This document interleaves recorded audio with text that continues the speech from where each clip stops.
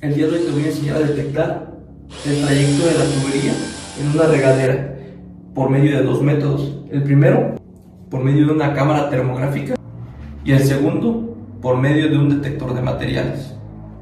Encendemos nuestra cámara infrarroja y procedemos a tomar lectura sobre toda la superficie.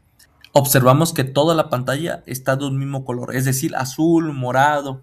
¿Esto qué significa? Que en estos momentos todo el área está en un equilibrio térmico. Por eso es que estamos percibiendo el mismo nivel de radiación infrarroja. Procedemos a abrir el agua caliente para que la transferencia de calor por conducción haga su trabajo. El agua caliente empezará a transferir calor hacia la tubería, después de la tubería hacia el cemento y del cemento hacia el azulejo. Entonces, en la pared externa, o sea, en el azulejo, empezaremos a ver niveles de radiación infrarroja más altos, lo cuales podemos observar en la cámara infrarroja. Si se dan cuenta, con el método de la cámara termográfica necesitamos una diferencia de temperatura para que inicie el proceso de conducción, el proceso de transferencia de calor por conducción. Entonces, al haber un proceso de transferencia de calor por conducción, empezará a transferir el calor desde la tubería hasta la pared externa del azulejo.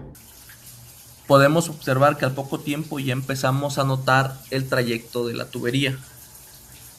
También observamos que ya podemos apreciar el color blanco. Recuerden que el color blanco es el hot spot, o quiere decir que es el punto más caliente, el cual está emitiendo un mayor nivel de radiación infrarroja. Al inicio hay un equilibrio térmico, por eso es que en la cámara termográfica se ve del mismo color, se ve un color homogéneo, se podría decir.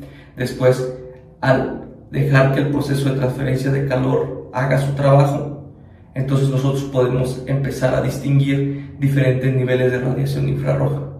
La tubería de agua fría no la podemos apreciar en la cámara térmica porque siguen a la misma temperatura de la pared. Como la pared del baño y el agua está estancada dentro del tubo de agua fría, están a la misma temperatura ambiente, o sea, en equilibrio térmico. Entonces la superficie del azulejo en esa zona emite exactamente la misma cantidad de radiación infrarroja que el resto del muro. Para ver el tubo de agua fría necesitaríamos abrir la llave de agua fría durante un buen rato. Al correr el agua de la red, que viene más fresca de la llave del tinaco, se genera una transferencia de calor, pero a la inversa, el tubo empieza a enfriar la pared por conducción, pero eso te lo enseño en otro video. La desventaja es de que en tubería de agua fría es difícil ver. Para eso tenemos nuestro detector de materiales. Encendemos nuestro detector de materiales. Te recuerdo que ya hicimos un video anteriormente exclusivo hablando sobre este aparato. Aquí te dejo el enlace para que vayas a ver el video. Al colocar el detector de materiales en la pared, podemos observar el símbolo de un imán con una X. Eso significa que ha detectado un material no ferroso. En este caso, podemos deducir que la tubería es de cobre. Prácticamente tenemos que pasar el detector sobre toda la superficie y así nosotros darnos una idea de cómo está el trayecto de la tubería. Podemos observar también que nos muestra una distancia de referencia de alrededor de 2 centímetros. Eso para darnos una idea de que la tubería de cobre se encuentra a 2 centímetros de profundidad desde la parte externa. La principal ventaja de este método con respecto a la cámara infrarroja es que rápidamente podemos detectar nosotros tubería de agua fría. La desventaja es que tenemos que pasar manualmente sobre toda la superficie para darnos una idea del trayecto. Podemos decir que es un método confiable ya que al quitar de la tubería y volverlo a colocar nos repite la misma detección.